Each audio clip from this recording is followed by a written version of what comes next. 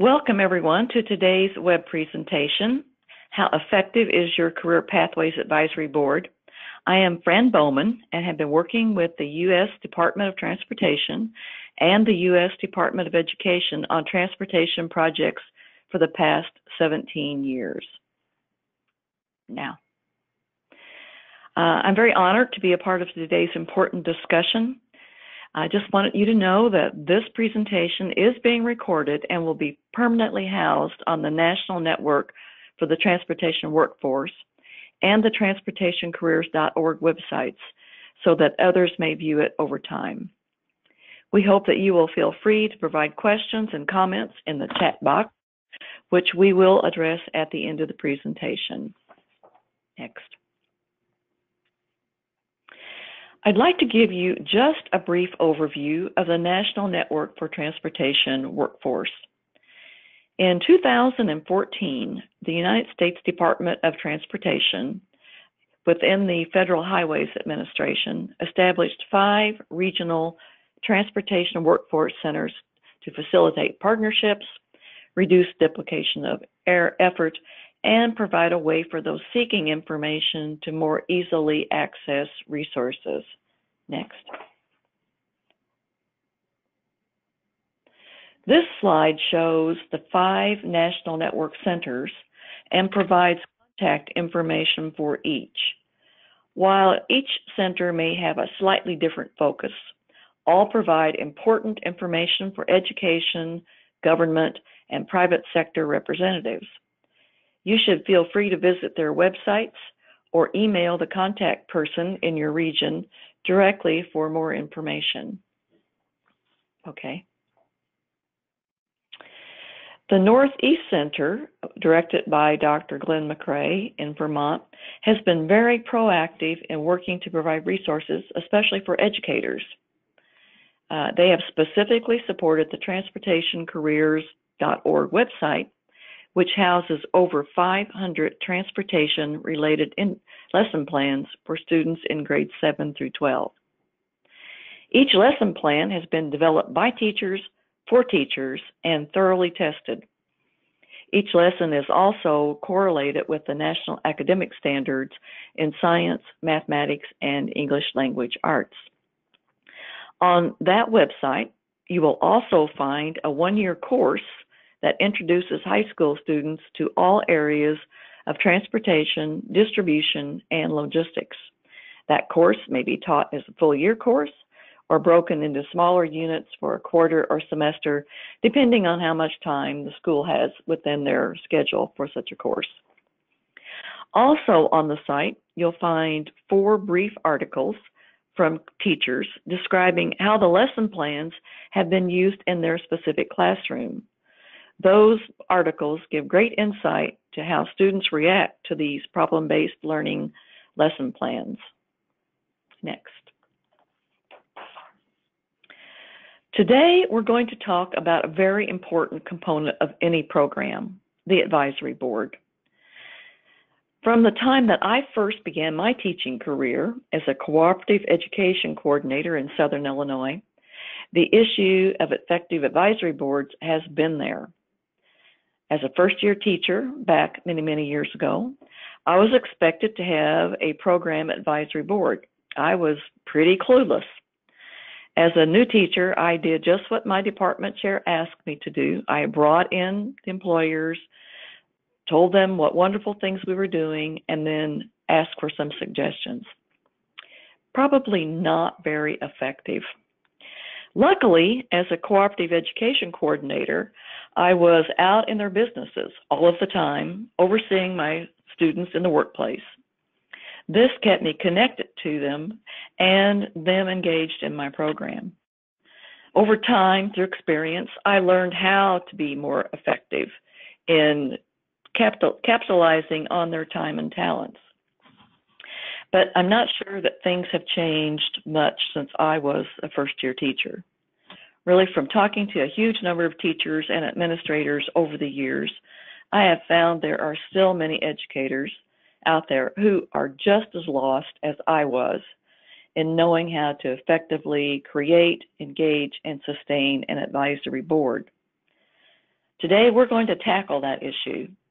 Dr. Alicia Harris and Dr. Sally K. James are going to share their expertise with us and provide much insight on how to successfully break the mold and to create and sustain highly effective advisory boards. Please join me in welcoming our presenters. I would like to introduce Dr. Alicia Harris, Vice Chancellor of Strategic Initiatives at San Jacinto College, and also Dr. Sally K. James, the Associate Vice Chancellor of Continuing and Professional Development at San Jacinto. I know you will enjoy learning from their experiences. Thank you. Thank you very much, and welcome, everyone. So, well, Alicia will be speaking on this one, and just so you get to know which voices will be here for you to hear. So, Alicia? Hi. So I am Alicia, and what we're going to talk with you about is why the Career Pathways Advisory Boards are so essential to healthy programs and successful placements for your graduates. We'll talk about the essential elements of an effective advisory board, how we measure the effectiveness of those boards, and we'll share with you some of our experiences. And as was mentioned earlier, if you have any questions along the way, please feel free to type them in the chat room, and then we will respond to them later. Next slide.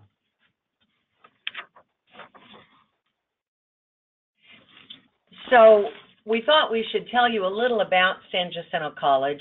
We are on the east side of Harris County, which is where Houston is at the center. And we serve a variety of industries in our region. We are in the heart of the petrochemical manufacturing district here in the United States. We are home to the largest manufacturing of petrochemicals in the country, and at this point, actually in the world. The Port of Houston runs through our college district, so we also have workforce training programs for people who work on the water, as well as people who work for the port along the water. Industrial construction is another major industry sector for us, building out these petrochemical plants. Recently, we've also had an explosion in commercial construction. Healthcare, Houston has a really large medical center, so healthcare is a major industry for us. Oil and gas, which is what most people think of when they think of Houston, and aerospace. NASA, Johnson Space Center, is in our area, and Ellington Field has been named a spaceport, designated so by the federal government, and Dr. James is developing new programs that we'll be offering at the spaceport. Next slide. San Jacinto College in the last few years has been very fortunate to receive recognition for the hard work of our employees. We, for the past 2 years and the coming 2 years, are recognized as one of the top 10 colleges in the country by the Aspen Institute. And our workforce programs are one of the reasons that we continue to surface. We're also a part of the Pathways Project that was launched by the American Association of Community Colleges, as well as the Texas Pathways Project, which follows the AACC project. Our college is a little over 55 years old.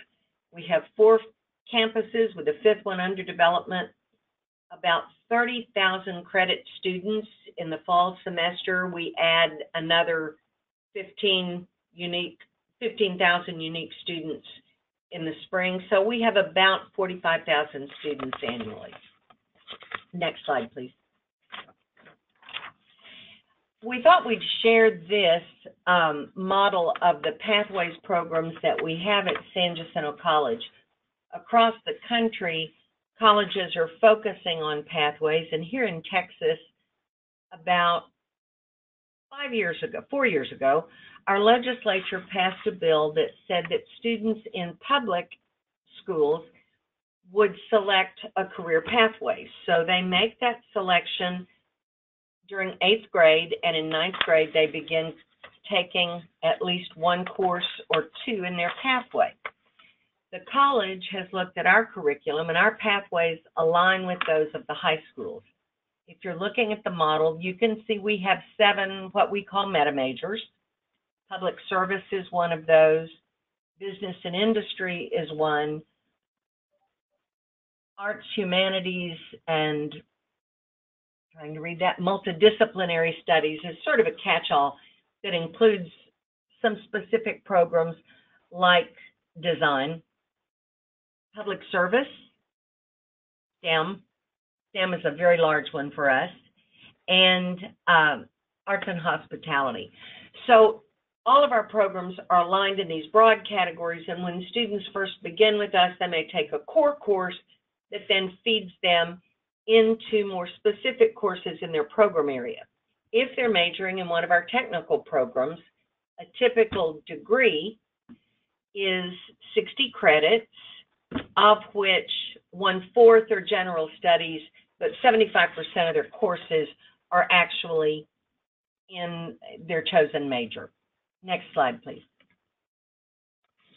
So as we look in particular at what we do in our transportation sector, we have maritime transportation, and we actually have a maritime center that focuses on vessel operations. And we do both non-credit and a credit program to certify folks to actually be on the water.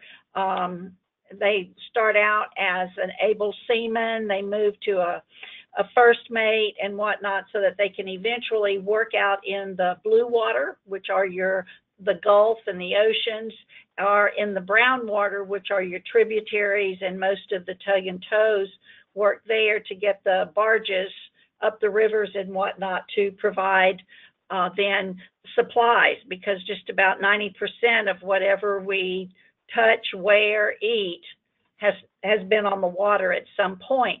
Now, along with that maritime transportation, when we look at international business and logistics, then we can also fold in there with the supply chain. And when we get it from the barges, then they're the logistics of moving it by either the rail or trucking, some other form to get it out. And so in that transportation area, we deal with the international business, imports and exports, as well as the logistics and supply chain. In terms of automotive technology, we have an automotive center that works with the various automotive suppliers, such as Toyota or Chevy or any of those, and they actually do some training with us and we work with them. They're a great partner in what we do in automotive technology that way, what goes on underneath the hood.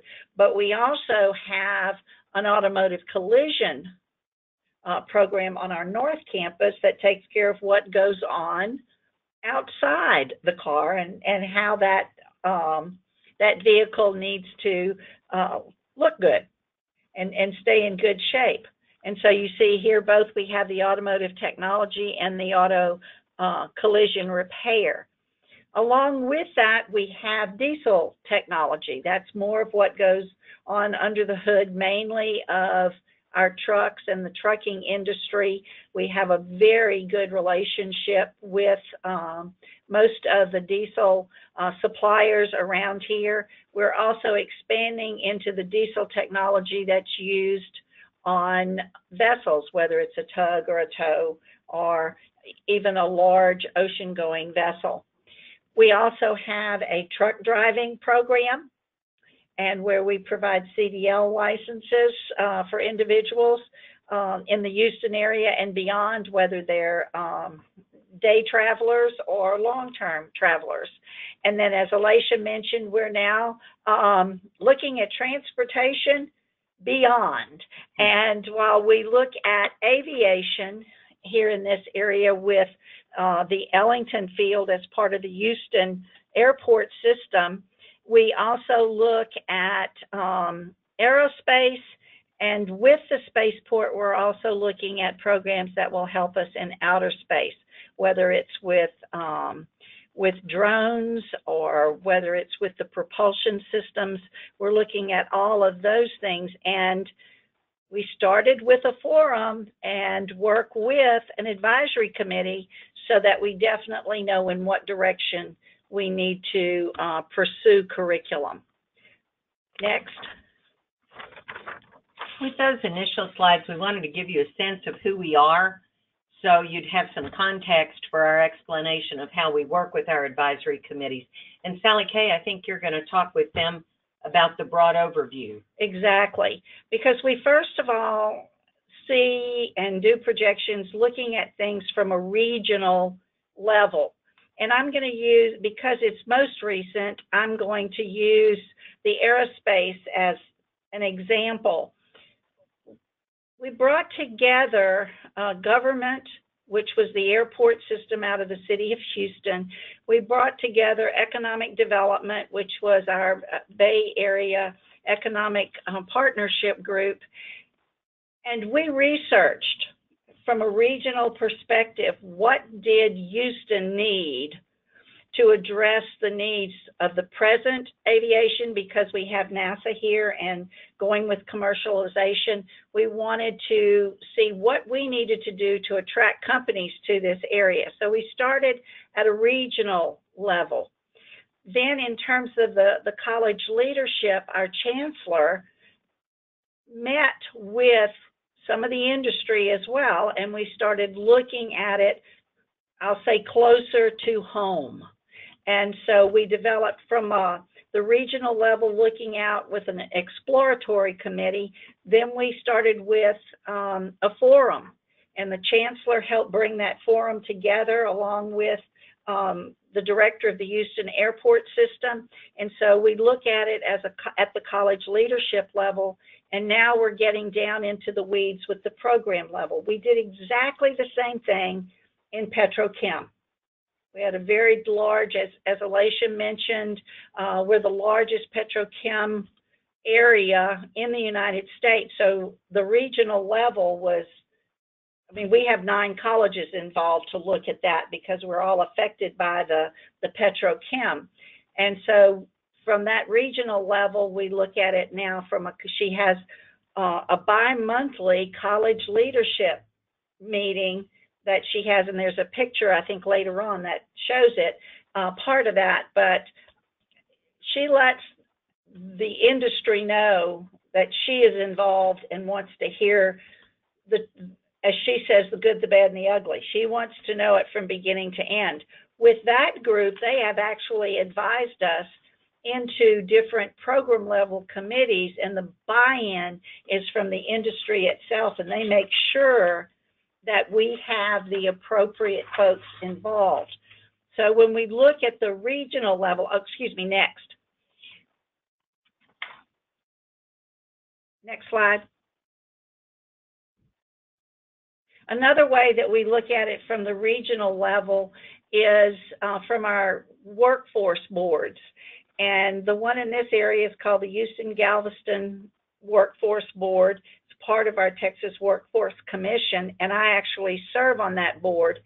And we have bi-monthly meetings, and in all of those meetings, we get the labor market data that shows what the high demand areas are for our region, which helps guide us to looking at what curriculum we should be presenting for our companies, employees, and industry.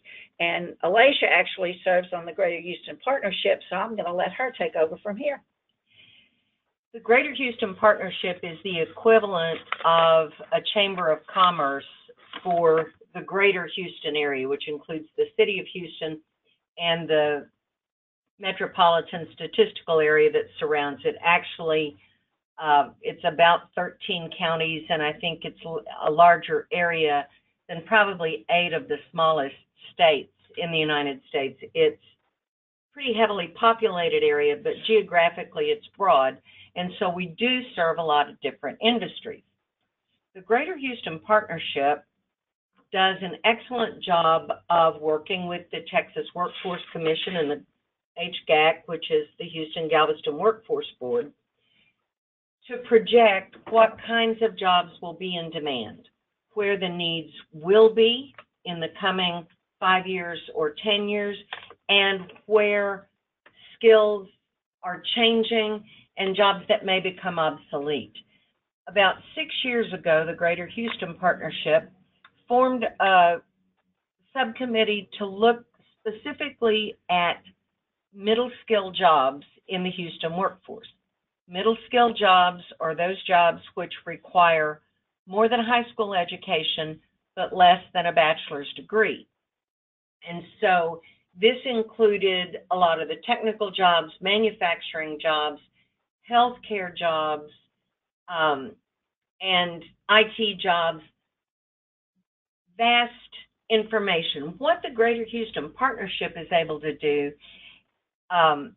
is pull some of the leaders of the larger corporations and industries across the Houston area.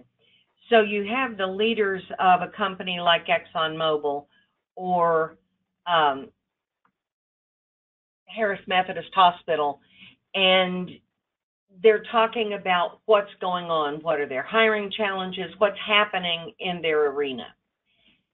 Out of Upskill Houston, which was designed to look at the gap in middle skills because we have more jobs than we have people in the pipeline to take those jobs, they decided the best way to study workforce in our area was to divide occupational groups into sector committees.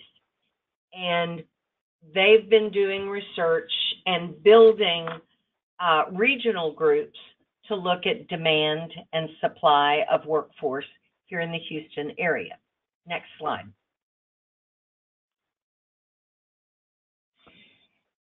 This picture, the woman in the middle is our chancellor, Dr. Brenda Hellier, and with her are some of the leaders in the petrochemical industry in our area. What the college did recently was form an advisory council that really reflected the senior leaders of the major plants that were in this area. Our area is home to 190 manufacturing sites. Of that, we have about 130 companies, but there are, 10 or 20 that really lead what happens in the rest of industry. And so what Dr. Hellier did was pull leadership from those large companies together so that they could think together, they could discuss what the trends were, what the changes were that were coming our way, what expansions were planned, what investments in new technologies were planned. So we really, for the first time, could get a really solid overview of the direction of the petrochemical industry in our area. We have we've done that with maritime, we're doing that now with aerospace, and so we're finding this sector approach is particularly effective. One thing I want to tell you about this sort of advisory committee or council is that leadership is key. Our chancellor is able to draw people to the table, to draw industry leaders to the table in a way that probably no one else in the college could, and many people in our region couldn't. She's very well regarded, and they will come to the meeting with her. And then what happens for them in these sector meetings is they interact with one another. They share best practices and their goals for the region with regards to workforce with one another, because what we learned over the last 6 years is that as a region, if our industry works together and our schools work together, which is different for us, then we can really capitalize on the opportunities that are available for us right now. If we don't work together, we're going to lose a lot of economic development that can come to this region. So that's what drove it. And the magic piece was that, again, leadership drew people in. Next slide, please. This is just a list of the companies that are represented on that committee. I'm sure you'll recognize some of the names. The third name on the list is the East Harris County Manufacturers Association. That is an organization that is by membership for the plants in the area. It's very helpful if you have a group like that, because many of these companies already belong to that, and they do interact with one another about some things, but to talk about workforce, they needed to involve their training partners, and that was the college. Next slide, please. So as we drill down to the program area where we really get into what's needed for curriculum, most importantly, what equipment is needed to actually go through that curriculum and make sure that our students have what they need to be current as they graduate or complete their certificates. For these advisory committees, it's important to know that the Texas Higher Education Coordinating Board requires that colleges have at least 2 meetings a year, and they also tell you what that membership needs to be. As Fran pointed out earlier, her early on boss said you need to have an advisory committee and you need to get industry there. Well, we have to have industry. We also include our public schools so that we truly have a good pathway and everybody is hearing what needs to happen. As you can see here, we have to have at least 5 members from business and industry for a quorum. Most of the time, we have at least 10 industry partners that are on our list. We have more than that, many come, but we make sure that we have at least 5 there, and a lot depends on the industry itself or the particular program. The San Jacinto College personnel serve as ex officio members. That means that we're there to listen to industry. If our program directors or our lead teachers need to give a report that shares what our numbers are, what our retention rates are, that's fine. But it's also, as you can see here, it's led by an industry member. And if we have to change curriculum, then it's presented to the advisory committee, and they discuss the curriculum. In years past, we used to tell them what curriculum needed to be changed and how we were going to do it. That doesn't fly anymore. And in fact, over the years, we actually have a somewhat of a seating protocol where our advisory committee members sit in either a U or a square or a circle, whatever. And that is what you see in the picture here. This is our maritime advisory board. Right. So you can see how they're in a rectangular shape. The program department chair may be seated at the table, but anybody else, and we encourage other SanJack employees to be there because faculty need to hear what industry is saying. Our counselors need to hear. We typically try to have both credit and non-credit programs in the room together so they can work with incumbent training as well as new employee or new prospective employees are with our students. But those sit on the periphery because what we found over the years is that if they sit in that U shape or that square or rectangle, it's very easy to participate in the conversation.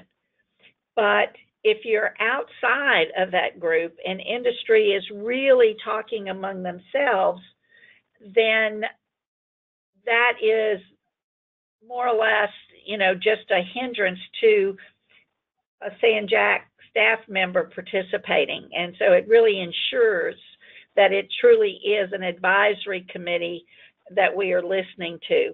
And as I said, it's led by an industry member, so they can talk the talk. Now, when we do it, the program chair or the department chair, the lead teacher, depending upon what program it is, does meet with that advisory committee member or the leader of the advisory committee so that they can set the agenda.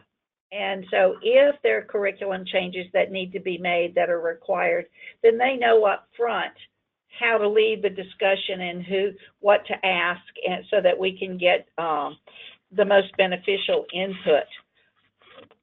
What we also get from that, if we move to the next slide, or Alicia, do you want Let's stay with this one just a second. Okay. I wanted to say one of the things we said we'd talk about was how to engage critical employers.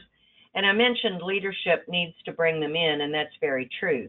But once they're in, it's the quality of conversation among themselves that is stimulating for them. They grow and benefit from being in a setting where they are pulled together with their colleagues.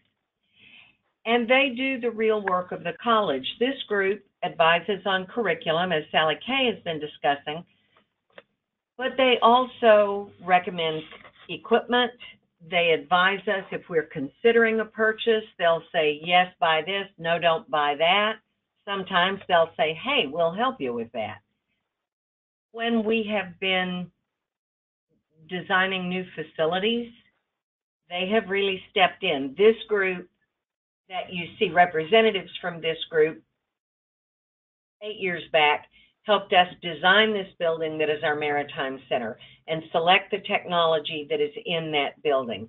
And when we expanded to add a new program, or when we decided to locate another program there, we would put the idea to them, not, as Sally Kay said, not as we used to do, wanting a blanket approval, but really asking their guidance. What do you think? Do you think this will work? And their guidance has been valuable to us. In this facility, we took a risk by building a new building. There was no maritime program when we built it. Dr. James wrote the curriculum for that and took it through the co-board. But our industry partners believed in it. They helped design it. They were invested in the success of that program and that facility. And that has made a huge difference over time. We are in the process of completing a new Center for Petrochemical Energy and Technology, and that group of company names that you saw came in. We'd done preliminary designs of the building, but we said we're designing employees for industry. So we asked industry to come in and look at the labs, and what they told us was the labs we had designed were not adequate. They sent their employees, their subject matter experts. They rolled up their sleeves, and we have a building that is larger than originally intended. It is a building that will serve this region probably for the next 50 years, and we were only able to design it because of their advice. They were energized by doing the real work of the college, and many of them have stepped up as donors of equipment or donors of funds, because when they started designing labs, we started exceeding the original budget. They helped us with that, and with our builders and with vendors. So, you know, a piece of identifying and of retaining members is giving them the real work to do and listening and following their lead. Next slide, please.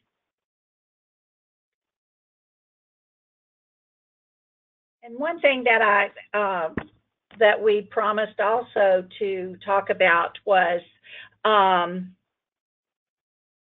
do we prove that we've done what we're supposed to do? And so one of the things that I think is critical is how you record it.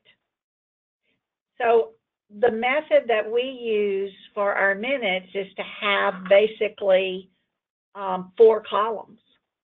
Our first column is the topic, our second column is the discussion, our third column is any actions to be taken, and the fourth column is one that we respond to the third column for the next set of minutes. So if they told us to change the curriculum and who was supposed to do that, well, then for the minutes, we show them for the next set, for the next committee meeting, we show them, okay, we changed the curriculum in this way, or we bought this piece of equipment based on your recommendation. Because what we've learned is that one of the ways that you retain folks on an advisory committee is to prove to them that you're listening to them. And so we decided that the best way, other than for them seeing the equipment or seeing the classrooms, that they needed to see in the minutes that we could document that we were following their advice and their suggestions. And so being able to document that, I think, is very, very important. We've also, Alicia, you look like you're going to say. I just wanted to tell the people listening, it's a great piece of advice, and we learned it the hard way, because in a public setting, one of our advisory committee members about one of our programs said, well, I've been attending and I give advice, but they haven't followed through. It was really an embarrassing moment. And even though it wasn't exactly an accurate comment, what we realized in looking at the record was they didn't have a clear path to see, yes, we heard it, and here's what we did about it. So that's why we made the change. And if I were going to give you one piece of advice, that's an important one. And it also keeps the faculty in the program and the leaders in a program making sure that they're staying on top of those recommendations. And so as we look at advanced advisory committees, our industry does review those committee selections. It was interesting in Petrochem, Alicia mentioned that they asked us why we needed this equipment, and we said because of the curriculum, and they said, well, what are you teaching? And so that developed into another set of subcommittees where they sat down with us and really looked at what our curriculum was and what it needed to be. So it was very, very important for us to look at them or listen to them and have them look at what we were doing rather than giving us just a cursory attendance at a meeting. Now, those of you who do work with advisory committees know that often getting people to come to the advisory committee meetings is difficult. Everyone offers them a nice meal for coming, and it doesn't, we try to be careful of their time and so on. But most of the members of advisory committees are doing the school a favor by participating. It cuts into their time or their work. We tend to ask the same people back or keep the same people on a committee if we have someone who will serve and who shows up. Sometimes they're former graduates, sometimes they're part-time teachers or former teachers. What we've learned recently as we had some of our senior leaders review those lists was that we didn't have necessarily the best people on our committees to give us the advice we needed. So they reviewed our committees and made some recommendations about the types of companies that we have, about the types of employees. You want subject matter experts. You want some representatives from human resources. You want some representatives from specialties within whatever field that might be, but you need a mix. And you need to know how long they've served on the committee or how long they've been in the industry. You need the best people you can get on your advisory committee. And I will say, when one of those regional or college-wide advisory committees, the one the chancellor for us pulls together, when that group says you need to make those changes, then what the plant manager for Dow will do is, well, no, that's not the right person. But I'll go back to the plant. I'll get you the right person for that committee. And then that plant manager reaches out to one of his employees and says, I'd like you to serve on this committee as a part of your job here at Dow, for example. So not only do you get the right advisory committee member, but it's now a part of that person's job. They're not coming as a kindness to the college, although certainly they're kind to the college, but they're coming because their plant manager has made it a part of their work expectations too, and that helps significantly. Next. Yeah, next slide. So I think we've mentioned some of the things that have worked. What I will say is that right now, in many parts of the country, industry needs a workforce. They need a qualified and appropriately trained workforce. We have sort of a special window in time for this generation when the demand for workers is exceeding the supply. So industry partners are willing to come to the table and work with us in ways that, even though we've had a good relationship in past years, it hasn't been like the relationship we have currently. We're working with industry in our area in their outreach efforts to source talent, to bring people to the college, or to get high school students interested. The college is working to help high school students get interested in the careers and get into the CTE programs at their high school. That will feed industry. As I mentioned, our chancellor involved our industry leaders in the important and serious work of the college, designing facilities, designing programs, and so their time is well spent. We're listening and following their advice. I'd highlight that for you if I had a highlighter. We are listening and following their advice. And finally, another thing that our industry partners expect of us, we're willing to share our lessons regionally. If one of our committees meets and tells us this, where there was a time we might have not wanted to share that information with another college with whom we might compete for students, or with a high school in our area, because industry is investing in us with their time and their human resources, they expect that we share what we learn, and we're honoring that expectation.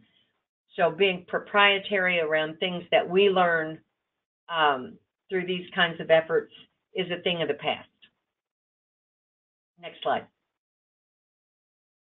So as we've said, with our different types or different levels, you really need to do your research. Look at it from that regional level to determine, you know, what you need to do and how you need to bring it down to your area through your programs, who needs to be there, but whether it's in a program area or whether it's the people that need to be at the meetings, you need to do your research. Keep it evergreen. What our employers in one of the programs had us do focus groups with recent graduates who were working in the industry. And what one of them said to me was, Alicia, keep it evergreen. Don't do these focus groups and then don't do anything again for 10 years. If you're going to do this and really use information, you need to talk to them at least every 3 years. And it's about time to do that again. Right. Keep it current and certainly be efficient. You know, you want those meetings to run on time. You want them to focus on the agenda and don't get sidetracked. I mean, certainly if the industry wants to ask something or suggest something that's not on the agenda, that's okay. But you really want to stay focused so that you're not wasting their time for being there. And then also align your processes. If we look at Petrochem, for example, there could be some folks on the committee, if you're looking at process tech, as well as instrumentation. There may be the same individuals. So you want to make sure that your processes are the same from one committee to another, and that's why we have designed ours focusing on the same documentation, and everybody knows what we're doing. So we're aligning our processes that way to make things more efficient. And again, we've mentioned document your follow-through. Show them you're acting upon their advice. And Alicia's already mentioned we share regionally. Next. And the benefits and the opportunities that you gain from all of this is if they're participating and they want students, they're going to give you scholarship money to help promote the program and to make sure we've got anybody that wants to study it to be there. Oh, externships for faculty. Alicia, do you want to make a point about that? What we've found it, as we were reviewing all of this, is that some of our faculty who at one time worked in the industry have been in the classroom now as long or longer than they were in the industry. And so their knowledge of industry processes is not as current as it should be.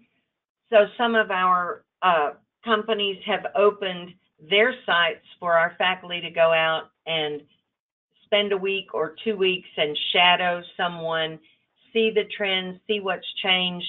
In one program, they're sort of designing their own learning experience when they go in to do an externship. They know what they don't know. And so they say, I really need to learn more about how you're using technology in this particular program. We didn't do a lot of that when I was working in that industry. Maritime is another great example. Ships now have so much technology that if someone hasn't really worked at sea in a while, there are things they need to learn. So the externships were really valuable, and obviously internships and cooperatives for students so they can have some on-the-job training and experience the workplace culture as it really is. Sally Kay, speak to apprenticeships. Oh, apprenticeships are just, to me, just the best model. I was in a meeting with some industry, and we were talking about curriculum, and one of the gentlemen said they need to be doing it while they're learning it. And I said, that's an apprenticeship. Well, I'm not registering it. And I said, that's okay. I'm not talking, but an apprenticeship is different from an internship. An internship you do at the end of a learning period, whether it's at the end of the year, the end of the semester. Apprenticeships go, you learn in the classroom, and then you go do what we call OJT, or on-the-job training, at the same time. It's not a lab. It's actually working and doing the job. And so those run on, they're a shared basis. What we call it is, and you've probably heard this, earn as you learn. And they definitely build up. What we've seen is a loyalty and a learning of the culture between that apprentice and the company for which they are working. And it's just a beautiful model. Finally, there's a real opportunity to partner and form real partnerships with community groups that access adults who need to upskill and train, in schools, to help get the word out. We are at a very special time in our history where there's a real need for trained, skilled workers. And families don't know that. Many teachers and counselors don't know that. So partnering with employers to get the word out about opportunities that can change the trajectory of families is pretty special. And you can apply for grants together. Last slide. I think it's the last slide. I think so too, yeah. So over time, dual credit and basic certifications, then someone might go to work, then come and get some college training, go back to work, complete college, work, upskill. What we know is the worker of today doesn't go to school, get credentials, and that's the last that they have to do with training. It's an ongoing process if they want to stay employed. And that is it. And that really is the advisory committees. It's all about, it's about people, it's about structure, it's about relationships. The people you bring into your committees are committed to the industry in which they work. And when we can take the opportunity to learn from them and accept their advice, everyone wins. Questions? We do have a couple of questions that have come in on the chat line, and I'll just put it out there for both of you to respond.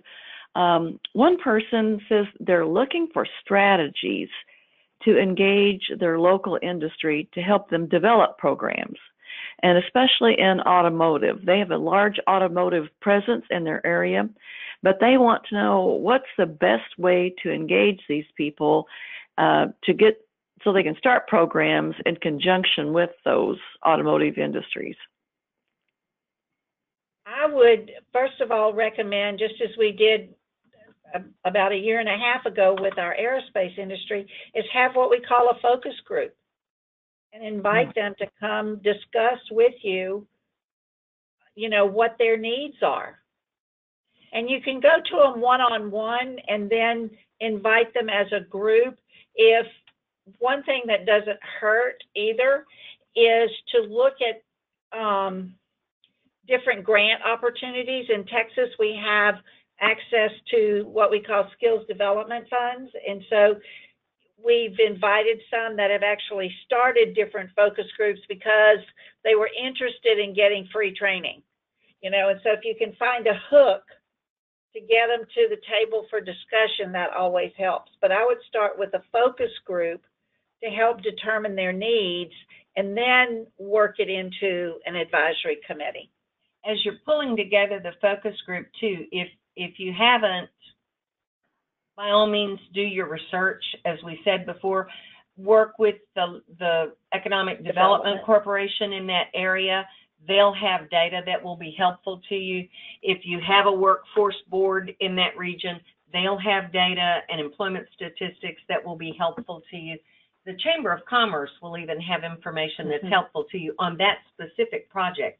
So do some research before you do the focus group. And if your superintendent or college president or chancellor, if you have a significant leader that is interested in seeing you grow this, get them to help you invite top people to come to that meeting. Okay, thank you. And we have another question. It says, do you see a role for public sector employees to engage with advisory committees? Oh, absolutely. I think really advisory committees are underutilized. We now use them with our transfer programs. We use them internally if we've done an event. An advisory committee is a group of people who are stakeholders in whatever your outcome or your product is. In our instance, a product is someone who has been trained, and they can tell you what's going on and what's needed.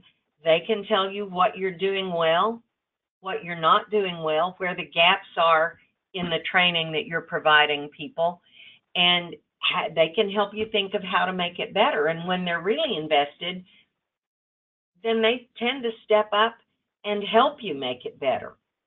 As an example, if you're thinking about a diesel program, go to the municipal motor pool folks and see what their needs are. Do they need employees? Well, they do. They're going to come help you. And most of the time what happens with the advisory committees, it's because they need employees. They need well-trained employees. So they're going to help you out in recruiting students, in helping you with the curriculum to make the students' outcomes, and graduation rates better. And then on the other end, it's always about employment. And I think when you meet with employers, one of the things that we hear in Texas, and I think it's true across the country, is that for the past decade or so, we've been so focused on telling everyone they need a bachelor's degree. We've said it doesn't matter in what, you just have to get one. That what we've done is left really big gaps in the workforce. And even in our 4-year bachelor's programs, we haven't helped students see that the skills they're learning, that the assignments they're doing help them acquire capabilities that they then should apply and use in other workplace settings. So, we've kind of gone the wrong way. We all work too hard not to want to see good results from our work. And advisory committees just really position us to do our work better. Mm-hmm. Now, another question that we've received says, how do we get beyond the attitude from the company or individual on the committee saying, like, feel like they are doing you a favor by participating on the committee instead of, this is critical for the health of my company and region? Again, it kind of depends on the sector and whether or not there really is a pretty critical demand for workers. If the demand for workers is pretty significant, you need to get some allies and advocates. The Economic Development Corporation, we mentioned that, but they're a really good partner. What we have seen over the last few years, when companies or businesses are deciding where to locate, they've already, when they do a site visit to decide where to locate, generally the determining factor for them is whether or not you have a capable workforce. And the Economic Development Corporations know this. If, as an educator, you don't know how to structure your arguments so that, or structure your request, your petition in such a way that the employer hears it, get your economic development person to coach you or help you or go with you on some of those calls. Get someone from the chamber to help you reshape your message. Often we go into those kinds of situations and invitations thinking like an educator, and we always talk about how, you know, it helps the student or it helps the school. And we, in terms of creating a persuasive message, that's why we need them, but why they need us is to help them build that workforce. When we went into a number of our schools, we took industry in with us because our schools had heard from us all the time, we want their students to enroll here. They know that. So they didn't listen. But when industry came in and said, we need you to enroll in these programs because we have well-paying jobs and we need to hire people, the schools listen to us differently, families listen to us differently. So sometimes it's how you structure the invitation, how you communicate with them, and I would say get someone from the industry to think it through with you and coach you on the message. I agree.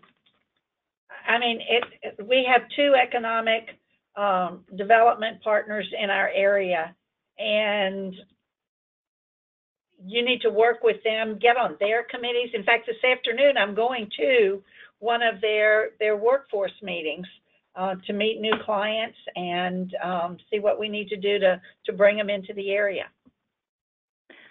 And I think part of this goes back to, how do you select? You alluded to it in your presentation, but how do you get the right person at the right level to participate on the committees? You know, on your committee, you don't need that senior leader on a committee that's for a specific program, but you need them to help you figure out who you do need. And so you need to draw on expertise to help you design what you need in a committee. You can go to someone with a draft of what you think the committee should be, and if you can get typically a superintendent or a president with you to reach out to a major player in your area and say, we're designing this program, or we're building an advisory committee for this existing program. This is the list of people that we think should serve on the committee to give us advice. What do you think? And they'll give you feedback, and that helps you get the people that you need. One thing I want to reiterate, we as educators really can't operate in a vacuum. You have to make real partners with your Economic Development Corporation, with your chambers of commerce, with your school partners. In our instance, with our K-12 partners and our universities. In some of our technical programs, less with universities, but we have to make partnerships that are genuine partnerships, which means I show up for your thing, even if it doesn't benefit me today, because I know it's helpful to you if I'm there. Real partnerships go a long way toward benefiting everyone. You can't operate in silos, and if you're the one reaching out, then you need to be willing to reach reach a few times, ultimately it will pay off significantly for you. It's interesting because last week I was asked to give a presentation on developing partnerships. And so I did my research and looked at definitions of relationships, collaborations, and then leading to partnerships. And all three of them are good, but they're at different levels. And the best definition to me of a partnership was dancing together. And to me, that's almost like breathing. You've got to give and take. You know, somebody's going to be dancing forward and somebody's going to be dancing backward, but you're working together. And so it's the win-win that has to be made clear as you start a partnership. And you start them with a relationship. You find out what you have in common and you build it from there. That partnership is not going to be immediate. You have to build it. And frankly, you have to let industry lead. There are times when I would prefer that it, be done the way the college would want it to be done.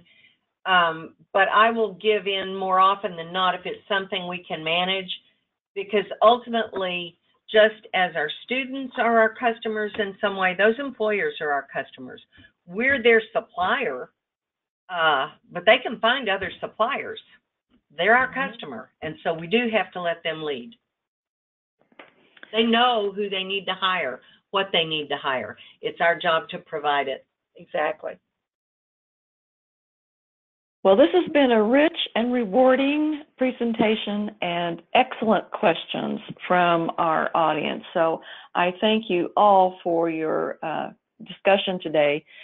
And for me, the best part is this is all recorded. It's going to be on our websites, many websites for the future, and that many other people will be able to benefit from the discussion that we've had today. So I think that's all the questions that have been asked. And I would very much like to thank our presenters, Dr. Harris and Dr. Janes, for your hard work in putting this together and your time during a very busy time period for you, I know, for making this so successful. And with that, we will end this web conference today.